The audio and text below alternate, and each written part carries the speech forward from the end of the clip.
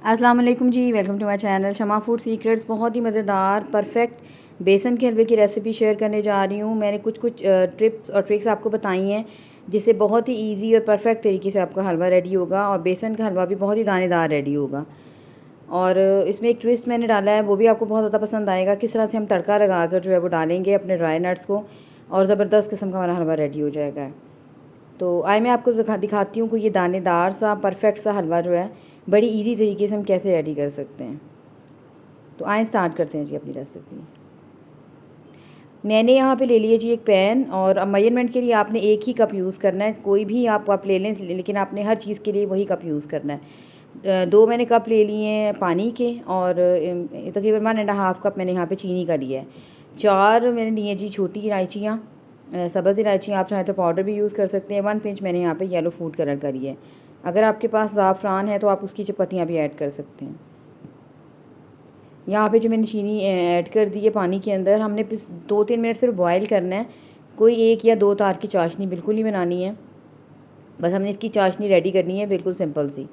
Pan ले लिए मैंने, 1 कप मैंने यहाँ पे मेजरमेंट, उसी कप के साथ मैंने मेजरमेंट किया। 1 कप बेसन लिया है और तकरीबन हाफ़ कप मैंने यहाँ पे सूजी ली है। ये हमारी परफेक्ट सी मेजरमेंट होगी। ये बहुत ही दानेदार सा ज़बरदस्त किस्म का हलवा जो है बेसन का रेडी होगा। पहले मैंने इसको 2-4 मिनट ड्राई रोस्ट किया है। बिल्कुल लो फ्लेम पर आपने इसको ड्राई रोस्ट करना है। इससे ये होगा कि बेसन भी भुन जाएगा और सूजी भी भुन जाएगी, और सूजी कितना ही दानेदार हो जाएगा आपका बेसन। तो जब हम इसको तैयार करेंगे तो बेसन हमारा बिल्कुल, बेसन का हलवा जो है बिल्कुल खिला खिला सा बनेगा। तो ये आपने लाजमी करना है। आप बिल्कुल लो फ्लेम पे बनाएंगे। 5 मिनट में जो है आपको बहुत ही प्यारी सी सौंधी सौंधी सी खुशबू आना शुरू हो जाएगी। तो समझ लें कि आपकी सूजी और बेसन जो है वो भुन गए हैं अच्छी तरह से। यहाँ पे जी आप देख सकते हैं बिल्कुल दानेदार शक्ल में आ गया था। अब यहाँ पे मैंने हाफ़ कप लिया है, उसी कप के साथ मेजरमेंट की है देसी घी की। कोशिश करें कि आपकी रेसिपी देसी घी में बनाएं।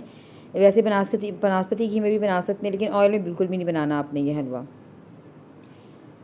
आप देख सकते हैं मैंने जैसे इसको डाला है, मैं इसको भूनती जा रही हूँ। शुरू में आपको लगेगा काफ़ी थिक है आपका सूजी और बेसन का जो बैटर है, लेकिन जैसे जैसे आप इसको लो फ्लेम पे भूनते जाएंगे ये नरम पड़ता जाएगा और आहिस्ता आहिस्ता से बिल्कुल एक रनी सी कंसिस्टेंसी आती जाएगी और बहुत ही ज़बरदस्त किस्म की खुशबू आना शुरू हो जाएगी।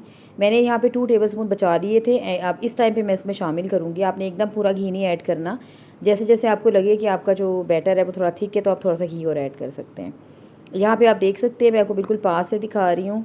इस तरह से सूजी और बेसन हमारा भूनना शुरू हो गया था, पकना शुरू हो गया था और बड़ी सौंधी सौंधी सी खुशबू आना शुरू हो जाती है। अब इस टाइम पे मैंने 2 टेबलस्पून जो घी बचाया था वो भी मैंने ऐड कर दिया था।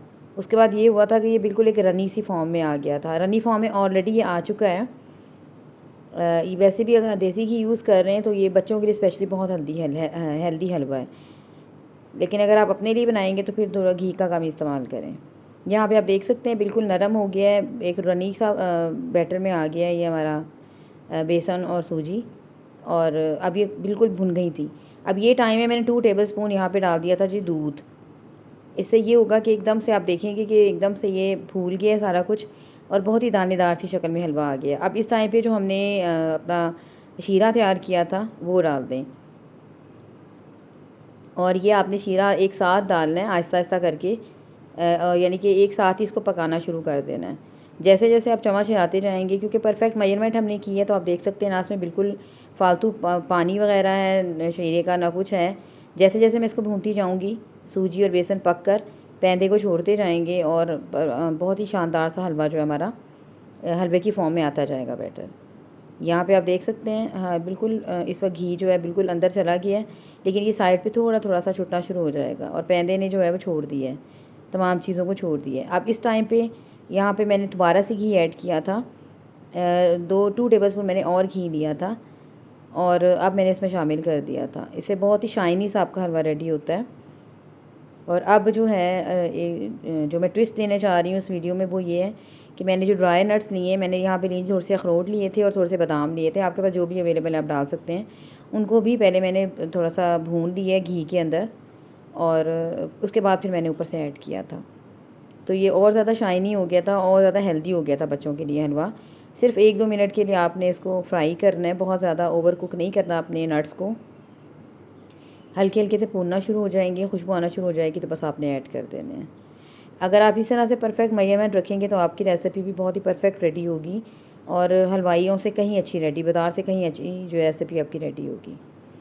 तो बस यहाँ पे जी फ्राई हो गए थे हमारे नट्स, ये डाल दें और ये हलवा जो है सर्व करने के लिए बिल्कुल रेडी है। आप देख सकते हैं बिल्कुल दानेदार सा खिला खिला सा हलवा रेडी हुआ है, कोई भारीपन आपको इसको खा के भी इसमें फ़ील नहीं होगा।